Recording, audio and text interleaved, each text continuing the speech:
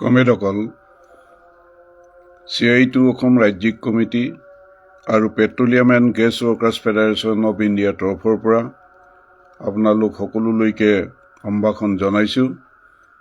আৰু আজি আমাৰ CI2 ফেচবুক লাইভৰ যোগেদি আমাৰ সন্মুখত শ্ৰমিক শ্ৰেণীৰ সন্মুখত যিখিনি সমস্যা আৰু আগন্তুক লোকসভা নিৰ্বাচনত আমাৰ যি কৰ্তব্য এই সম্পৰ্কে মই দুই চাৰিটা কথা আপোনালোকক অৱগত কৰাব বিচাৰিছোঁ। আমি এটা কথা লক্ষ্য কৰিছোঁ যে যোৱা 10 বছৰ মাননীয় প্ৰধানমন্ত্ৰী মোদী ডাঙৰীয়া শাসনভাৰ লোৱাৰ পৰা আটাইতকৈ যদি শোষিত নিষ্পেষিত আৰু সমস্যাৰ মাজত চলি থাকিবলগীয়া যদি মানুহ সেই মানুহখিনি হৈছে আমাৰ শ্ৰমিক শ্ৰেণী। এই সমস্যাৰ ভিতৰত আমি লক্ষ্য কৰিলোঁ যে 2020 চনত তেওঁলোকে আমাৰ যি 29খন শ্ৰম আইন সেই শ্ৰম আইন প্ৰত্যাহাৰ কৰি তেওঁলোকে 4টা শ্ৰম কোড বা সংহিতা প্ৰস্তুত কৰিলে আৰু ৰাজ্যিক চৰকাৰবিলাকে তাৰ ৰুলছবিলাক ইতিমধ্যে সম্পূৰ্ণ কৰিছে আৰু এই চৰকাৰ পুনৰ ক্ষমতালৈ ঘূৰি আহিলে অতি শীঘ্ৰেই এই শ্ৰম কোড তেওঁলোকে কাৰ্যকৰী কৰিব। আৰু এই শ্ৰম কোড কাৰ্যকৰী হোৱাৰ পিছত আমাৰ শ্ৰমিক শ্ৰেণীয়ে যি সমস্যাৰ সন্মুখীন হ'ব, তেওঁলোকৰ বৰ্তমান যি আইনী অধিকাৰ সেই সমস্ত আইনী অধিকাৰ হেৰুৱাব লাগিব।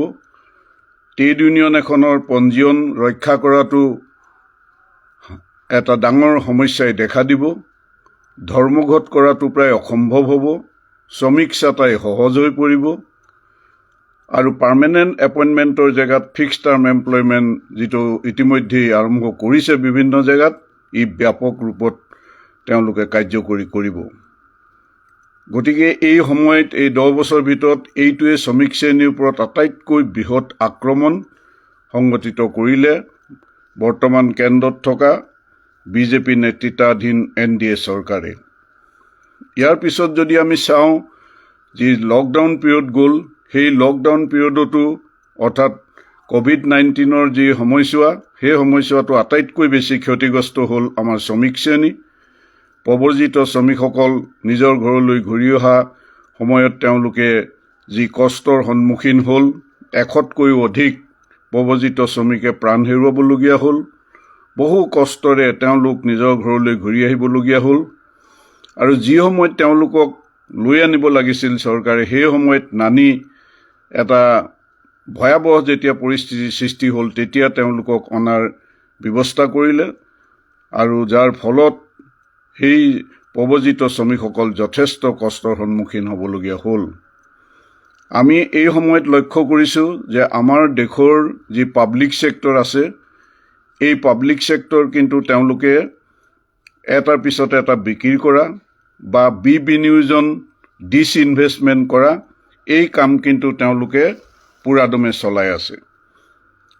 2023-2024 বিত্তীয় বৰ্ষত তেওঁলোকে ডিসইনভেষ্টমেণ্টৰ টাৰ্গেট লৈছিল 30,000 কোটি টকা আৰু সৌহিদিনা পাৰ্লিমেণ্টত যিখন তেওঁলোকে বাজেট উত্থাপন কৰিলে, এই বাজেটত তেওঁলোকে ডিসইনভেষ্টমেণ্টৰ কাৰণে অৰ্থাৎ পাব্লিক ছেক্টৰৰ অংশ বিক্ৰী কৰি বিনিয়োজন কৰি তেওঁলোকে কিমান টকা সংগ্ৰহ কৰিব?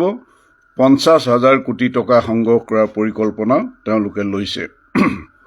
তে স্বাভাৱিকতে আগৰ বছৰতকৈ 20,000 কোটি টকা ডিসইনভেষ্টমেণ্টত তেওঁলোকে বেছিকৈ আয় কৰিব।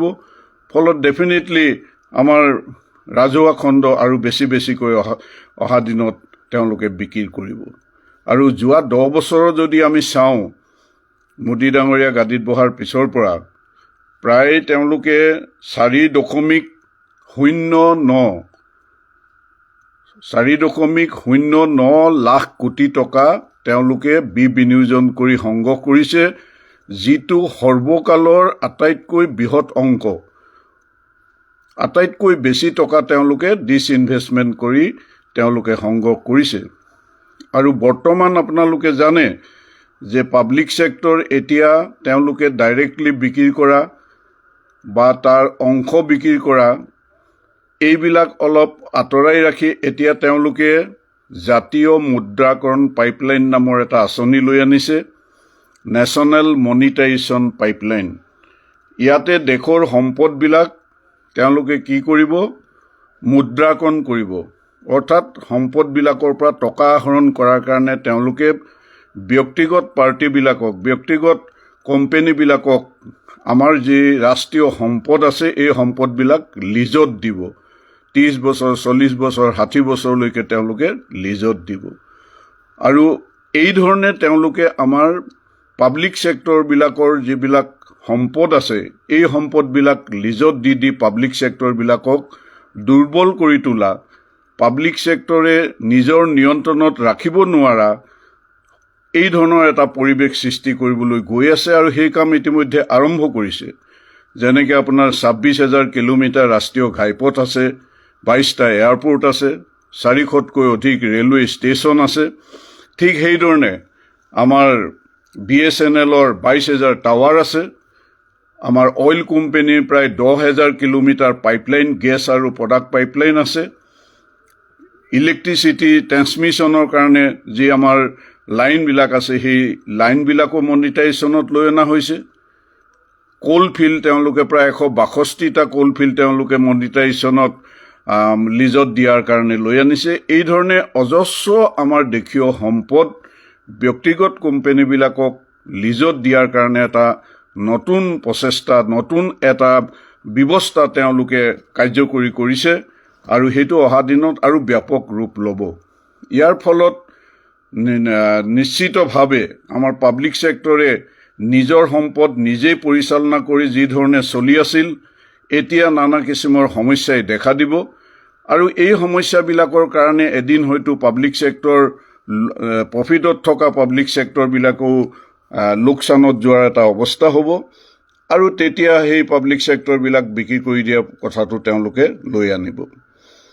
গতিকে তেওঁলোকে ৰিভাইভ কৰাৰ কাৰণে যিখিনি ব্যৱস্থা ল'ব লাগিছিল, পাব্লিক ছেক্টৰক ৰিভাইভ কৰাৰ কাৰণে যিবিলাক অলপ লছত আছে বা চিকত আছে সেইবিলাকৰ ক্ষেত্ৰত কিন্তু তেওঁলোকে কোনো ধৰণৰ ব্যৱস্থা গ্ৰহণ নকৰিলে, বৰঞ্চ লাভত চলি থকা পাব্লিক ছেক্টৰবিলাকক তেওঁলোকে এই ধৰণে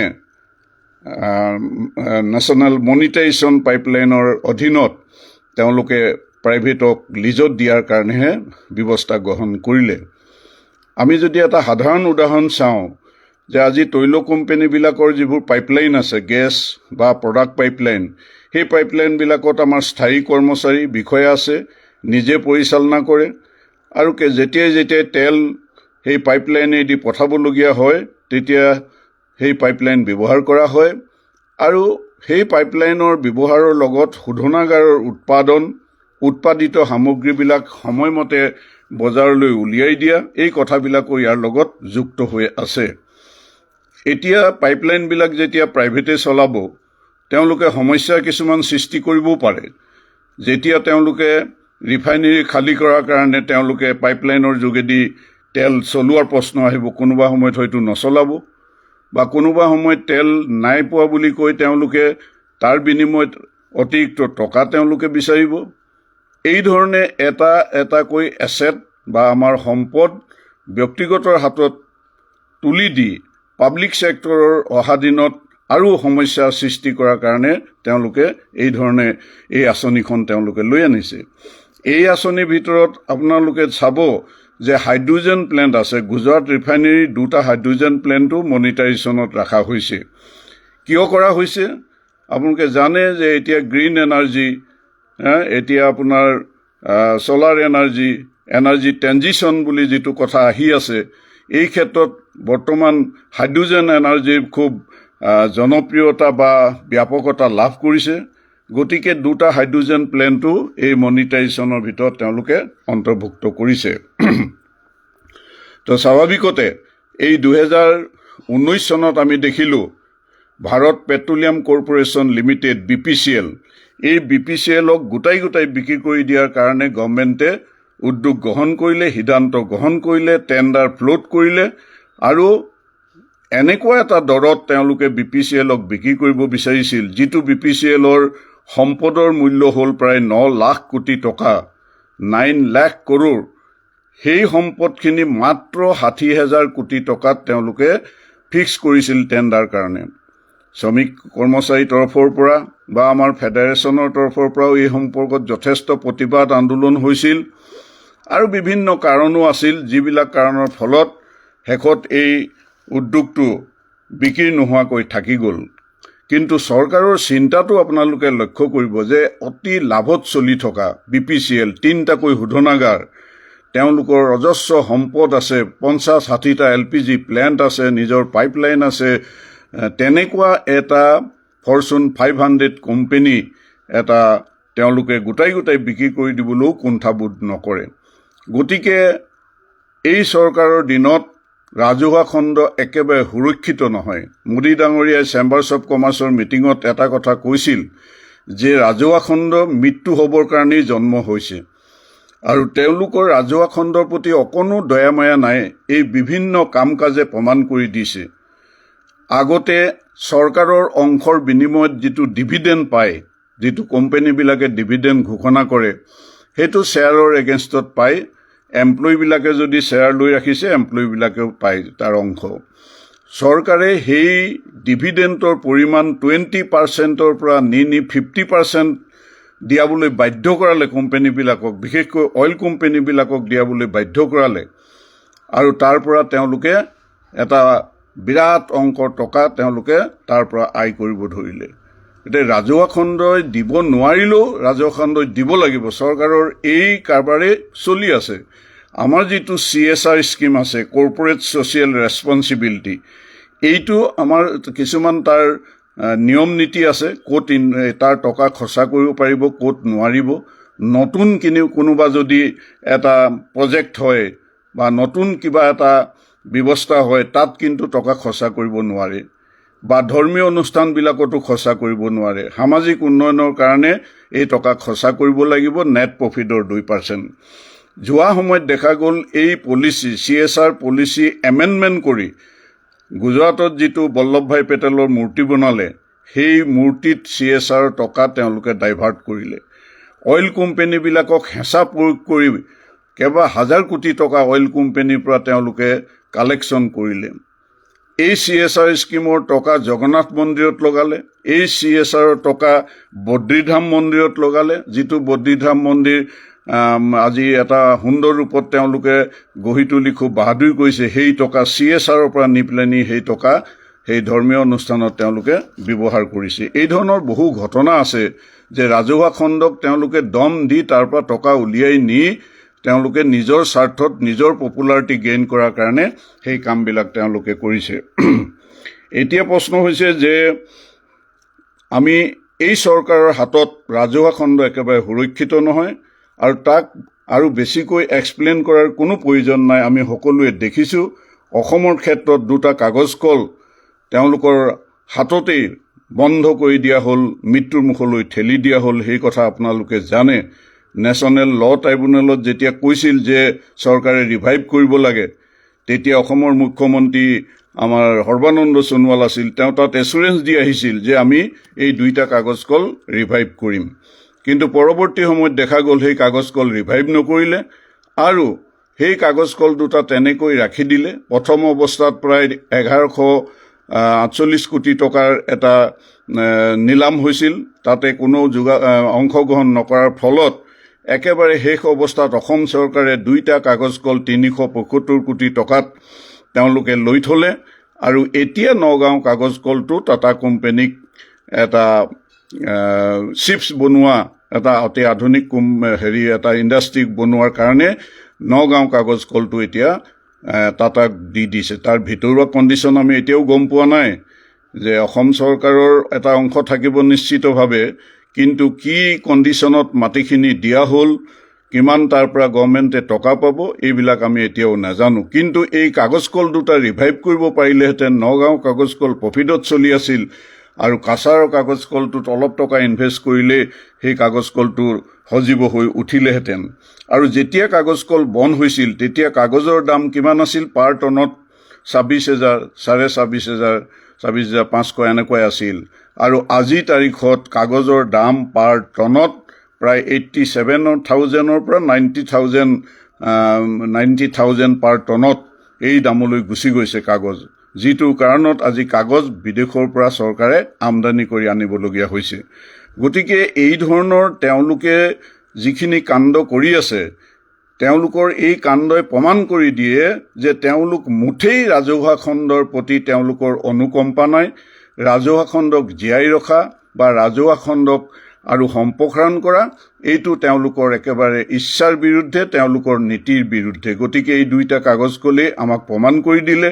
আমাৰ নামৰূপৰ সাৰ কাৰখানাৰ চতুৰ্থ গোট স্থাপন কৰিম বুলি এই অসমৰ মুখ্যমন্ত্ৰী, আমাৰ প্ৰাক্তন মুখ্যমন্ত্ৰী সৰ্বানন্দ সোণোৱাল এইবিলাকে বহুত কথা ক'লে, কিন্তু সেই কাম নকৰাৰ ফলত আজি নামৰূপ সাৰ কাৰখানা আজি লাহে লাহে মৃত্যুৰ দিশলৈ গতি কৰি আছে। তো গতিকে আমি এই যি নিৰ্বাচন আহিছে, এই নিৰ্বাচনত আমি পাব্লিক ছেক্টৰৰ শ্ৰমিকে আমি নিশ্চিতভাৱে সিদ্ধান্ত গ্ৰহণ কৰিব লাগিব যে চৰকাৰৰ নীতি আৰু কাম কাজেই পাব্লিক ছেক্টৰক আজি ধ্বংসৰ মুখলৈ যেতিয়া আমাক ঠেলি দিছে, আৰু পাব্লিক ছেক্টৰটো ধ্বংসৰ মুখলৈ যোৱাৰ লগে লগে তাত কৰ্মৰত কৰ্মচাৰী, সেই অঞ্চলৰ বিভিন্ন মানুহ ডাইৰেক্টলি ইনডাইৰেক্টলি যিসকল ইনভলভ হৈ থাকে, যেনেকৈ কাগজৰ লগত আজি বিভিন্ন বাঁহ খেতি কৰা, বাঁহ বিক্ৰী কৰা, বাঁহ পৰিবহণ কৰা, তাৰ লগত প্ৰায় 1.5-2 লাখ মানুহ ইনভলভ হৈ আছিল। সেই গোটেই মানুহখিনি আজি বেকাৰ অৱস্থাত গুচি গৈছে। তাত থকা ঠিকা শ্ৰমিকবিলাকে কচু ঢেঁকীয়া আজি বিক্ৰী কৰিবলগীয়া হৈছে। প্ৰায় 5জন নে 6জন মানুহে আত্মহত্যা কৰিছে আৰু চিকিৎসা আৰু খাদ্যৰ অভাৱত, টকাৰ অভাৱত তাত 50তকৈ অধিক লোকৰ মৃত্যু হৈছে দুইটা কাগজ কলত। এইবিলাক ঘটনা আমাৰ অসমৰ মানুহে পাহৰি গ'লে নহ'ব, আমাৰ শ্ৰমিক শ্ৰেণীয়ে পাহৰি গ'লে নহ'ব। এইবিলাক এই চৰকাৰৰ দিনত, এই মোদী ডাঙৰীয়াৰ 10 বছৰীয়া শাসনকালত এই ঘটনাবিলাক ঘটি গৈছে। তো গতিকে তেওঁলোকক আমি পুনৰ যদি গাদীত বহুৱাব বিচাৰোঁ বা বহুৱাওঁ, তেতিয়াহ'লে সেইটো এটা আত্মঘাতীমূলক কাম হ'ব আৰু আমাৰ নিজৰ ভৰিত নিজেই আমি কুঠাৰ মৰাৰ দৰে কাম হ'ব। পাব্লিক ছেক্টৰটো শেষ কৰিবই আৰু পাব্লিক ছেক্টৰত কৰ্মৰত শ্ৰমিকখিনিৰ অৱস্থা নাইকিয়া কৰিব বা চাকৰি নাইকিয়া কৰিব, তাত কোনো সন্দেহ নাই। এই 10 বছৰ যদি আমি চাওঁ, মোদীৰ শাসনকালত এটাও পাব্লিক ছেক্টৰ কিন্তু গঢ় লৈ নুঠিল। আমাৰ অসমৰ যি চৰকাৰ, এওঁলোকৰো প্ৰায় 8 বছৰ হ'ল, এই চৰকাৰ দিনতো অসমত এটাও পাব্লিক ছেক্টৰ গঢ় লৈ নুঠিল। আৰু যিকেইটা পাব্লিক ছেক্টৰত অলপ টকা ইনভেষ্ট কৰি তেওঁলোকে ৰিভাইভ কৰিব পাৰিলেহেঁতেন অসমৰ, সেইকেইটা কামো তেওঁলোকে নকৰিলে। তো এই হ'ল চৰকাৰৰ পাব্লিক ছেক্টৰ আৰু পাব্লিক ছেক্টৰত কাম কৰা শ্ৰমিকসকলৰ বিৰোধী এটা চৰিত্ৰ থকা এইখন চৰকাৰ কেন্দ্ৰত চলি আছে আৰু আমাৰ অসমতো সেই চৰকাৰ চলি আছে। তো গতিকে আমাৰ শ্ৰমিক কৰ্মচাৰীবিলাকৰ ক্ষেত্ৰত আৰু লক্ষ্য কৰা গৈছে যে বস্তুৰ দাম যি ধৰণে বৃদ্ধি পাই গৈ আছে, আপোনালোকে জানে যে মুদ্ৰাস্ফীতি আজি 6.67% মুদ্ৰাস্ফীতি চলি আছে। আৰু এই মুদ্ৰাস্ফীতি মূল্যবৃদ্ধিয়ে শ্ৰমিক শ্ৰেণীক এই ধৰণে আঘাত হানিছে যে প্ৰতি বছৰে শ্ৰমিক কৰ্মচাৰীসকলৰ মজুৰি 1%কৈ কম হৈ গৈ আছে, 1%কৈ ঘাটা হৈ গৈ আছে।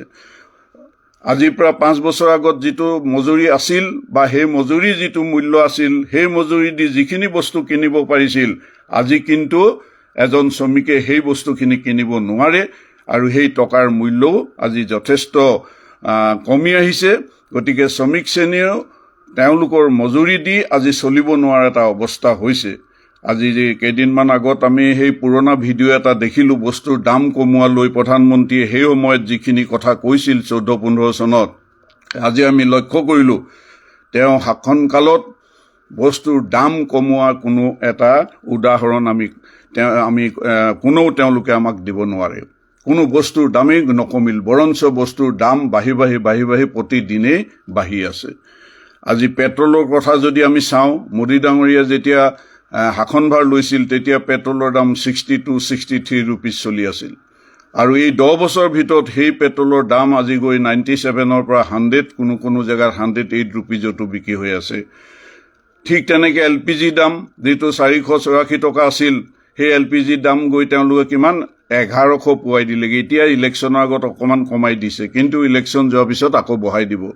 তো প্ৰতিটো বস্তু তেওঁলোকে দাম বৃদ্ধি কৰি লৈ যোৱাৰ ফলত আটাইতকৈ বেছি ক্ষতিগ্ৰস্ত হৈছে আমাৰ শ্ৰমিক শ্ৰেণী, আমাৰ মজুৰি দি, আমাৰ দৰমহা দি আমাৰ শ্ৰমিকে চলিব নোৱাৰা এটা অৱস্থাৰ সৃষ্টি হৈছে।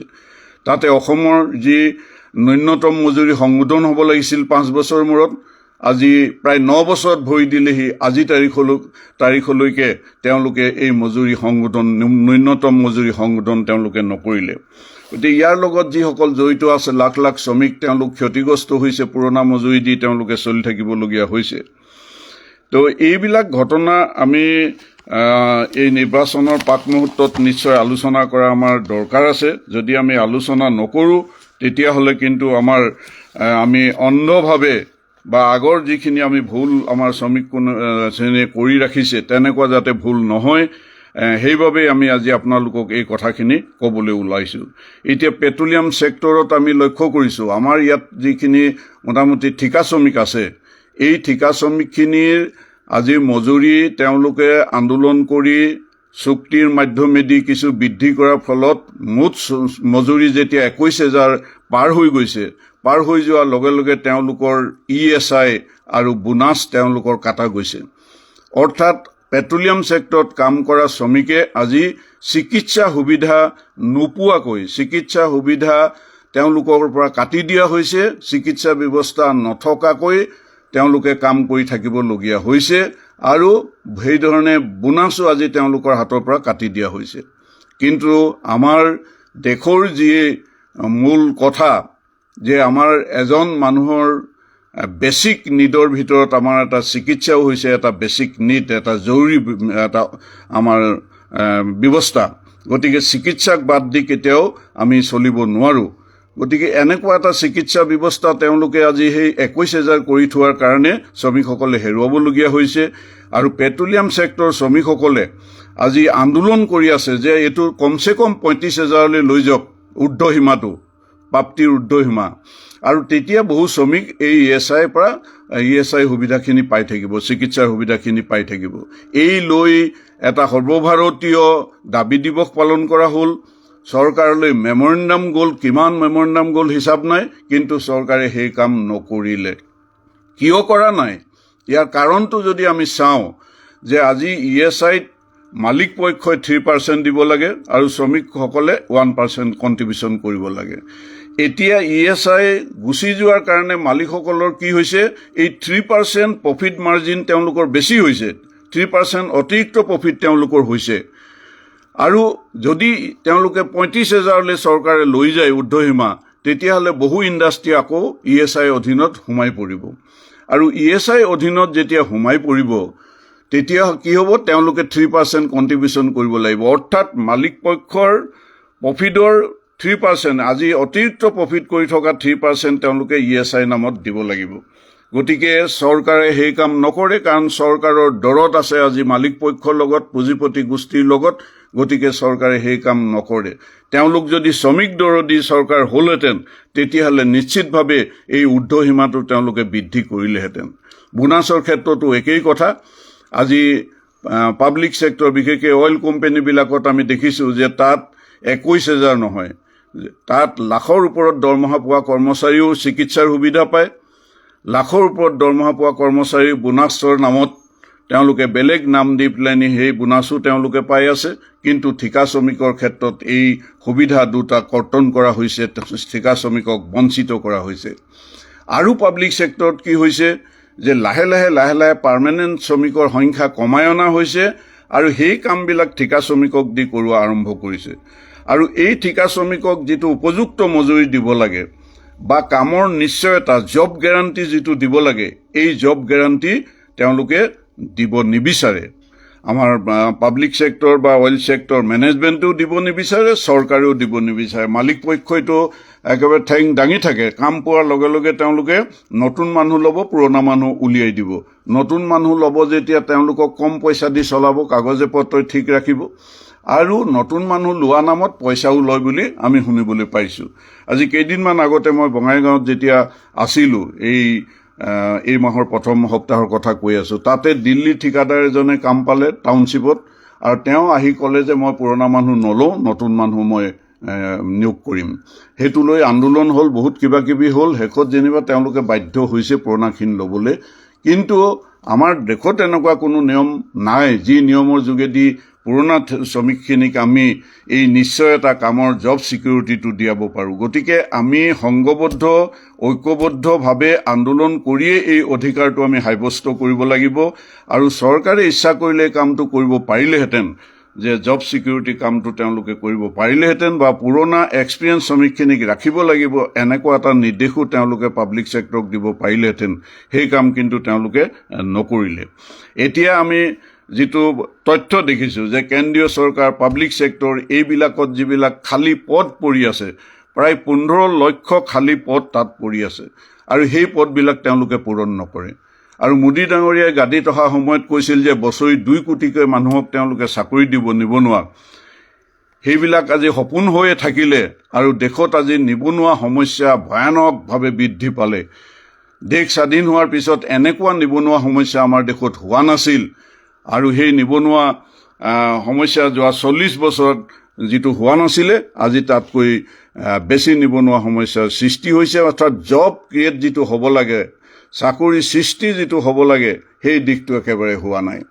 আমাৰ প্ৰধানমন্ত্ৰীয়েতো কৈ থাকে, কেতিয়াবা নিজকে বিশ্বগুৰু বুলি কয়, কেতিয়াবা আমাৰ দেশ পৃথিৱীৰ 3য় শক্তিশালী অৰ্থনীতিৰ দেশ হ'ব বুলি কয়, ইত্যাদি কথা মানুহৰ আগত বহুত ফুপজাৰি মৰা কথা তেওঁলোকে কয়।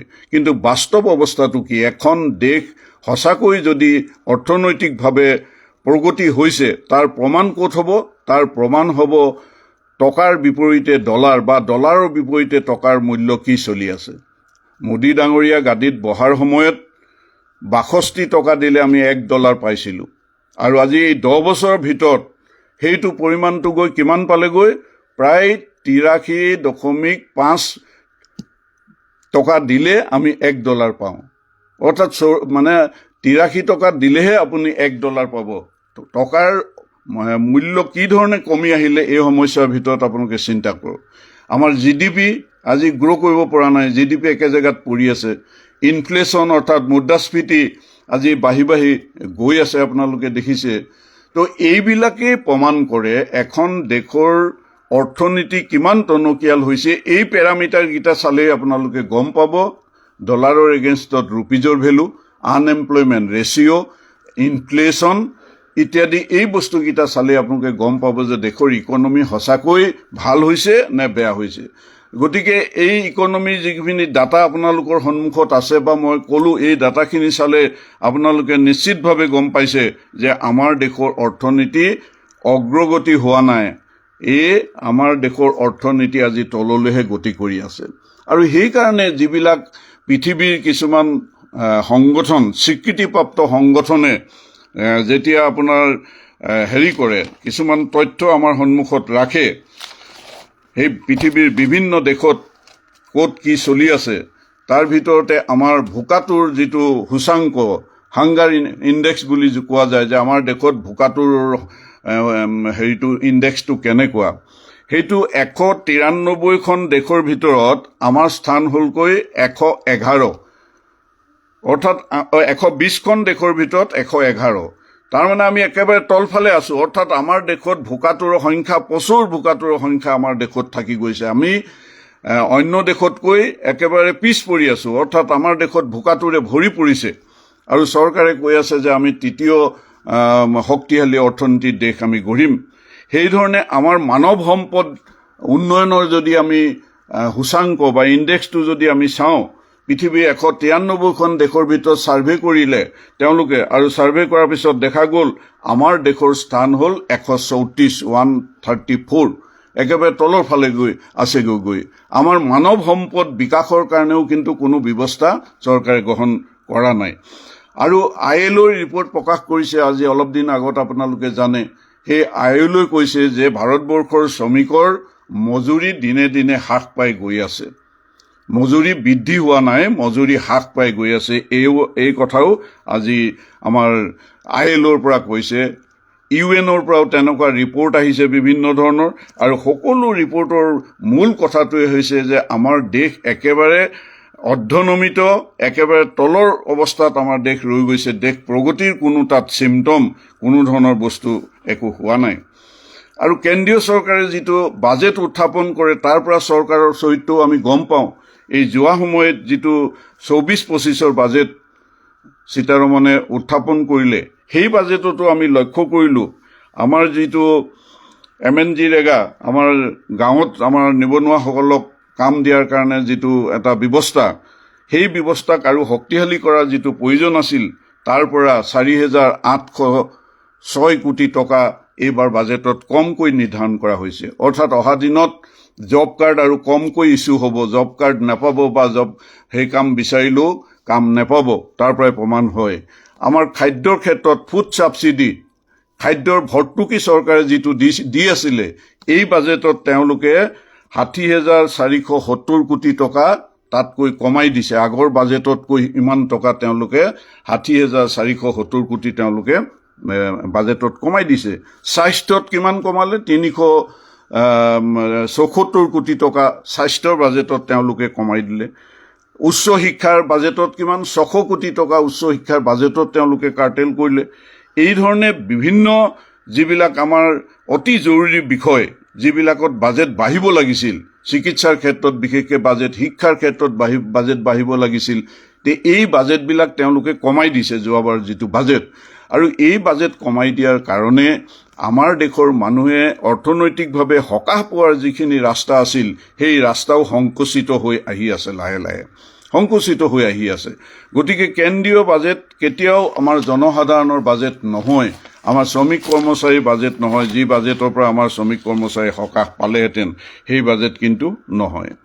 এতিয়া এমপ্লয়মেণ্টৰ ক্ষেত্ৰত মই ক'লোঁ যে 15 লাখ ভেকেঞ্চি পৰি আছে, আৰু তেওঁলোকে কি কৰিছে, এতিয়া ফিক্সড টাৰ্ম এমপ্লয়মেণ্ট লৈ আনিছে।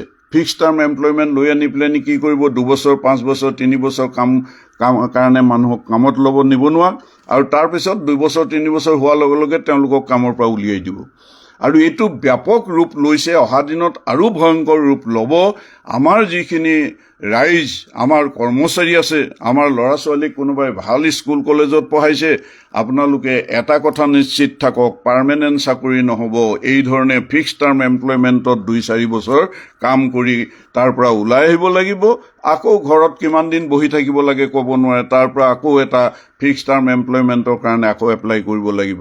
সেই যুৱকজনে নিজৰ ভৱিষ্যতৰ কাৰণে, নিজৰ বিবাহ, নিজৰ ঘৰ বনোৱা বা কিবা গাড়ী টাড়ী ইত্যাদি কিনা কথা তেওঁ কেনেকৈ চিন্তা কৰিব? এই ফিক্সড টাৰ্ম এমপ্লয়মেণ্টখিনিয়ে কেতিয়াও কৰিব নোৱাৰে। তেওঁলোকে 2017 চনত এপেণ্টিছ আইনখন তেওঁলোকে সংশোধন কৰিলে। আগতে আছিল এপেণ্টিছসকলক কোৱা যায় শিক্ষানবিছ। তেওঁলোকে ইণ্ডাষ্ট্ৰীত যায়, এপেণ্টিছ হিচাপে কাম শিকিবলৈ যায়, আৰু এবছৰ, কোনোবা জেগাত হয়তো এবছৰতকৈ অধিকো আছে, আৰু তেওঁলোকক এটা ষ্টাইপেণ্ড দিয়ে, আৰু সেই ষ্টাইপেণ্ডটোৰ বিনিময়ত তেওঁলোকে তাত কাম শিকে। এতিয়া যিটো ঘটনা ঘটিছে যে এতিয়া এপেণ্টিছবিলাকক আইনখন পৰিৱৰ্তন কৰি এতিয়া এপেণ্টিছবিলাকক পূৰ্ণদমে কামত লগোৱাৰ কাৰণে তেওঁলোকে ব্যৱস্থা কৰিছে। আৰু প্ৰতিটো ইণ্ডাষ্ট্ৰীত দেখা গৈছে যে এপেণ্টিছবিলাকক ফুল লোড দি তেওঁলোকে কাম কৰাইছে, পাৰ্মানেণ্ট শ্ৰমিকৰ নিচিনাকৈ তেওঁলোকে কাম কৰাই গৈ আছে। তো গতিকে এইবিলাক ঘটনা আমি দেখিবলৈ পাইছোঁ। আৰু এতিয়া লাহে লাহে যিটো বস্তু ওলাই আহিছে, সেই বস্তুটো হৈছে কি, যে অলপ দিন আগত আপোনালোকে গম পাইছে, মোৰ এটা কথা কৈ ৰাখোঁ, মোবাইলটোত এটা ফোন অহাৰ কাৰণে মোৰ কেমেৰাটো অলপ কিবা এটা হ'ল, কেমেৰাটো মানে বেক কেমেৰা আহি গ'ল, এতিয়া ফ্ৰণ্ট কেমেৰাটোৰ কোনো হেৰিয়ে দেখা নাই।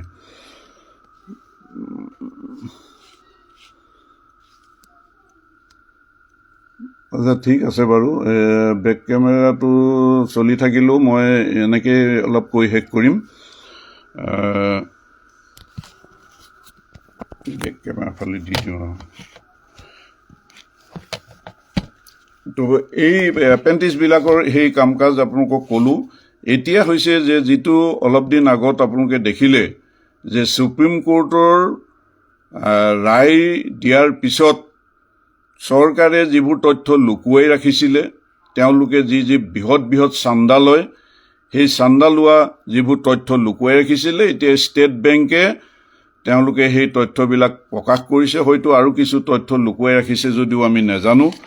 আৰু তাতেই দেখা গৈছে যে আমাৰ দেশৰ শাসক দল বিজেপিয়ে আটাইতকৈ বেছি চান্দা তেওঁলোকে পুঁজিপতি গোষ্ঠীৰ পৰা লৈছে। প্ৰায় তাৰ পৰিমাণ, একজেক্ট পৰিমাণটোতো এতিয়া আৰু কিছু তথ্য ওলাব, প্ৰায় 8,000 কোটি টকা তেওঁলোকে লৈছে।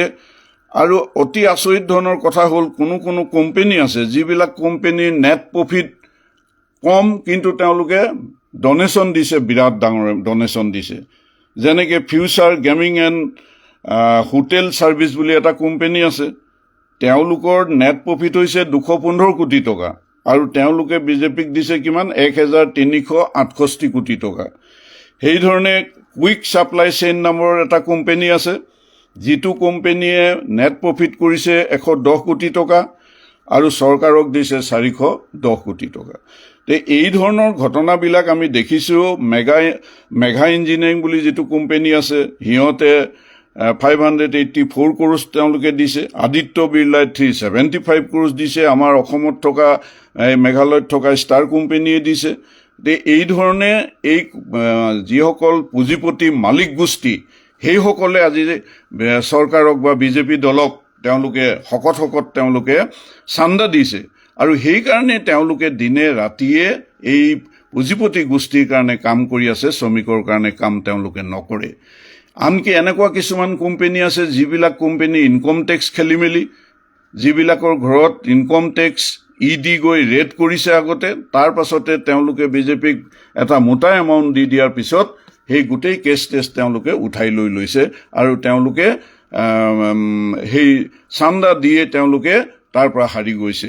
এই ধৰণৰ ঘটনা ঘটিছে। গতিকে ভ্ৰষ্টাচাৰ হৈছে, আৰু আটাইতকৈ ভ্ৰষ্টাচাৰী দল হিচাপে আজি পৰিগণিত হৈছে। তেওঁলোকে কি মুখে আজি ৰাইজৰ ওচৰত গৈছে আমি নাজানো, কিন্তু আজি তথ্যই প্ৰমাণ কৰি দিছে, কোৰ্টৰ জাজমেণ্ট আৰু ষ্টেট বেংকৰ পৰা ওলোৱা তথ্যই প্ৰমাণ কৰি দিছে, আটাইতকৈ ভ্ৰষ্টাচাৰী যদি দল আছে সেই দলটোৱেই হৈছে বিজেপি দল। কাৰণ আপোনালোকে অসমতো দেখিছে যে আজি তেওঁলোকে 4খনমান হেলিকপ্টাৰ লৈ ঘূৰি ফুৰিছে। আজি মুখ্যমন্ত্ৰী যদি গুৱাহাটীত 1 ঘণ্টাৰ পিছত গৈ পাই গৈছে, আজি ওদালগুৰি পাই গৈছে, বা 2 ঘণ্টাৰ পিছত গৈ যোৰহাট পাই গৈছে। এইবিলাক আপোনালোকে নিশ্চয় লক্ষ্য কৰি আছে, আৰু সেইটো বেলেগে কৰিব নোৱাৰে। তেওঁলোকৰ হাতত এই ধৰণে 2 নম্বৰী চান্দা অহা প্ৰচুৰ টকা তেওঁলোকৰ হাতত আছে।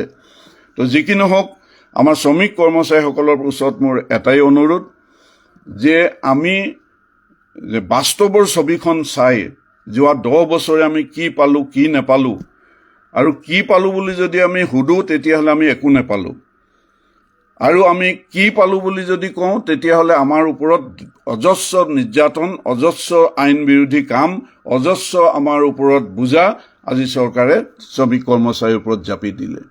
আজি যিসকলে অল্ড পেঞ্চন OPS বিচাৰি আছে তেওঁলোকক OPS নিদিয়ে। অসমত চৰকাৰে কৈ দিছে তেওঁলোকে নিউ পেঞ্চন দিব, NPS দিব।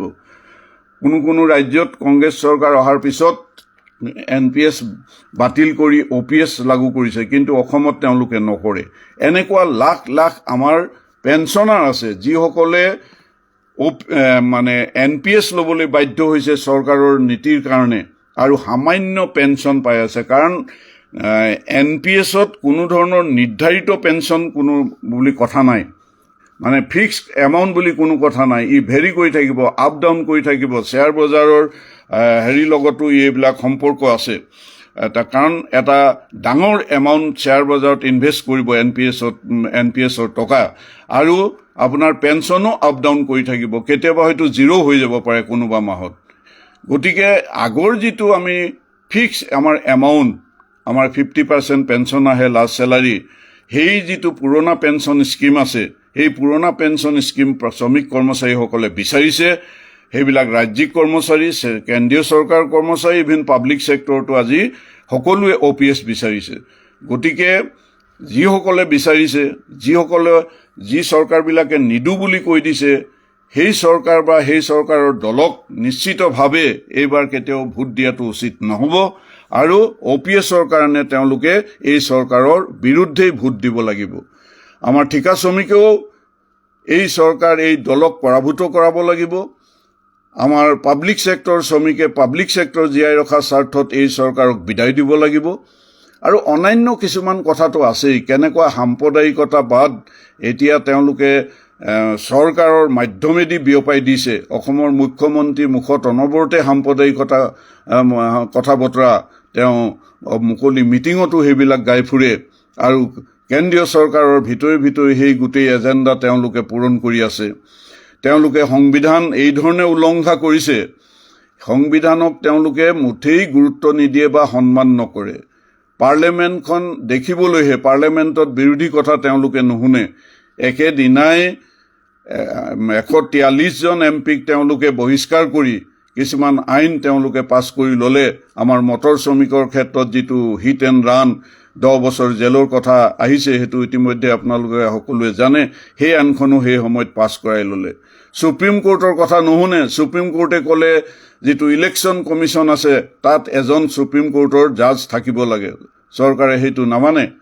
তো তেওঁলোকে যদি সঁচাকৈ নিৰপেক্ষভাৱে সুপ্ৰিম কোৰ্ট ইলেকশ্যন ডিপাৰ্টমেণ্টটো বা ইলেকশ্যন কমিশ্যনটো যদি চলোৱাটো বিচাৰিলেহেঁতেন, তেতিয়াহ'লে নিশ্চিতভাৱে সুপ্ৰিম কোৰ্টৰ জাজ এজনকো ৰাখিলেহেঁতেন। কিন্তু তেওঁলোকে পাৰ্লিয়ামেণ্টত বিল আনি পাছ কৰাই সুপ্ৰিম কোৰ্টৰ জাজ নৰখোৱাটো তেওঁলোকে কৰি পেলালে। তো ইয়াৰ পৰা তেওঁলোকৰ কুবুদ্ধি, দুবুদ্ধি, তেওঁলোকৰ দুচিন্তাবিলাক একেবাৰে প্ৰকট হৈ পৰিছে। ইয়াত আৰু বেলেগ কোনো কথা নাই। তেওঁলোকৰ এইটো ওলাই পৰিছে। আজি ৰাজ্যপাল যিবিলাক আজি তেওঁলোকে নিয়োগ কৰিছে, এই ৰাজ্যপালবিলাকৰ বেছিভাগেই RSSৰ পৰা অহা। আৰু তেওঁলোকে য'ত অনা বিজেপি চৰকাৰ আছে, সেই চৰকাৰবিলাকক তেওঁলোকে বিপদত পেলোৱাৰ কাৰণে প্ৰতি মুহূৰ্তত কাম কৰি আছে। আজি বিধানসভাই কিছুমান বিল আনিছে, সেই বিলখন পাছ কৰিব লাগে, ৰাজ্যপালে সেই বিল পাছ নকৰাকৈ পেলাই থৈছে। কেৰালাত তেনেকুৱা 7খন বিল পৰি আছে, এই এডুকেশ্যন সম্পৰ্কীয় বিল। আকৌ পঞ্জাৱৰ বিল পেলাই থৈ দিছে। দিল্লীততো লেফটেনেণ্ট গভৰ্ণৰে তাৰ চৰকাৰকতো একদম পানী খুৱাই দিছে। এইবিলাক চব বিজেপি এজেণ্ট সোমাই গোটেই ব্যৱস্থাটো আজি নষ্ট কৰি পেলাইছে। গতিকে এই চৰকাৰ যদি পুনৰ ঘূৰি আহে, দেশৰ সংবিধান নাথাকিব, দেশত সাম্প্ৰদায়িক দাংগা, সাম্প্ৰদায়িকতাবাদে বিৰাজ কৰিব, পাব্লিক ছেক্টৰ শেষ হ'ব, শ্ৰমিক কৰ্মচাৰীৰ প্ৰতি অকণো কাম তেওঁলোকে নকৰিব, পুঁজিপতিসকলকে দেশখন গতাই দিব। গতিকে বন্ধুসকল, এই গোটেই কথাখিনি শুনাৰ পিছত মই আপোনালোকৰ ওচৰত অনুৰোধ জনাম যে তেওঁলোকে আমাৰ ওপৰত যিখিনি নিৰ্যাতন চলাই আছে বা অন্যায় কৰি আছে, তাৰ প্ৰত্যুত্তৰ দিয়াৰ কাৰণে আমাৰ হাতত ডাঙৰ অস্ত্ৰ এপাত আহিছে। সেই অস্ত্ৰ হ'ল আগন্তুক যি আমাৰ লোকসভা নিৰ্বাচন। সেই নিৰ্বাচনত আমি অস্ত্ৰপাত আমি প্ৰয়োগ কৰিব পাৰোঁ। এই অস্ত্ৰপাত হৈছে আমি EVMত আমি বুটাম টিপি আমাৰ ভোটৰ অধিকাৰ দি আমি তেওঁলোকৰ প্ৰতিশোধ ল'ব পাৰোঁ, তেওঁলোকক গাদীৰ পৰা আমি আঁতৰাই দিব পাৰোঁ। আৰু আমি যিসকলৰ পৰা আশা কৰিব পাৰোঁ আমাৰ শ্ৰমিক কৰ্মচাৰীৰ কাৰণে চিন্তা কৰিব বুলি, শ্ৰমিক কৰ্মচাৰীৰ দৰত থকা তেনেকুৱা দল প্ৰাৰ্থীক আমি জয়ী কৰাৰ কাৰণে এইবাৰ সিদ্ধান্ত গ্ৰহণ কৰিব লাগিব। কাৰণ এইবাৰ যদি এই সিদ্ধান্ত গ্ৰহণ নকৰে, হয়তো ভৱিষ্যতে ভাৰতবৰ্ষত আৰু নিৰ্বাচন হ'ব নে নহ'ব সন্দেহ আছে। কি এটা ভয়ংকৰ পৰিস্থিতিৰ সৃষ্টি হ'ব সেয়া কল্পনাও কৰিব নোৱাৰে। তো গতিকে এই সুযোগ হাতৰ পৰা যাবলৈ আপোনালোকে নিদিব। বহুতে বহুত কথা কয়, ট্ৰেড ইউনিয়নত ৰাজনীতি কৰিব নালাগে, কিন্তু আপোনালোকেতো ভোট দিবই। আপোনালোকক একো যদি নকওঁ বা আপোনালোকে এই কথাখিনিও যদি কোনোবাই নুশুনা মানুহ আছে, তেওঁলোকে কাবাক নহয় কাবাকতো ভোট দিব। সেই ভোট দিয়েইতো পলিটিক্সটো কৰি আছে। গতিকে আমি কৈছোঁ আমাৰ শ্ৰমিকৰ পলিটিক্সটো আমি কৰিব লাগে। যিসকলে শ্ৰমিকৰ কথা চিন্তা কৰে, যিসকলে বিধানসভা লোকসভাত যি দলে শ্ৰমিকৰ কথা আলোচনা কৰে, উত্থাপন কৰে, আমি তেনে দলক আমি জয়ী কৰাব লাগিব। অসমৰ ক্ষেত্ৰত বিশেষকৈ আমি বাম গণতান্ত্ৰিক যিসকল ধৰ্মনিৰপেক্ষ দলৰ প্ৰাৰ্থী আছে, সেই প্ৰাৰ্থীসকলক আমি ব্যাপকভাৱে ভোট দি আমাৰ পৰিয়ালৰ, আমাৰ ওচৰ চুবুৰীয়া, আমাৰ সম্পৰ্কীয় মানুহসকলক বুজাই এইবাৰ সেই ভোটটো তেওঁলোকৰ পক্ষত দিয়াব লাগিব। আৰু এই যিটো সাম্প্ৰদায়িক আৰু পুঁজিপতি দল বিজেপি, তেওঁলোকক শাসনৰ পৰা আমি উৎখাত কৰিব লাগিব। সেই কাম কিন্তু আমি কৰিবই লাগিব। আৰু বিশেষকৈ বৰপেটা সমষ্টিত, লোকসভা সমষ্টিত শ্ৰমিক দৰদী, বিধানসভাত শ্ৰমিকৰ কাৰণে যুঁজ দিয়া আমাৰ যি যুঁজাৰু কমৰেড মনোৰঞ্জন তালুকদাৰ আছে, CPIM দলৰ প্ৰাৰ্থী, আমি সেই পাৰ্টিক আমি মুকলি সমৰ্থন জনাইছোঁ আৰু আমি আশা কৰিম যে বৰপেটা সমষ্টিৰ যিসকল লোক আছে, আমাৰ বিশেষকৈ মই শ্ৰমিক কৰ্মচাৰী কৃষকসকলক কৈছোঁ, আপোনালোকে মনে প্ৰাণে আন্তৰিকতাৰে সেই প্ৰাৰ্থীক জয়ী কৰাৰ কাৰণে আপোনালোকে এতিয়াৰ পৰাই কামত লাগিব, সেই আশা ৰাখিলোঁ। পুনৰ সকলোকে ধন্যবাদ জনাই মোৰ বক্তব্য ইমানতে সামৰণি মাৰিলোঁ। ধন্যবাদ।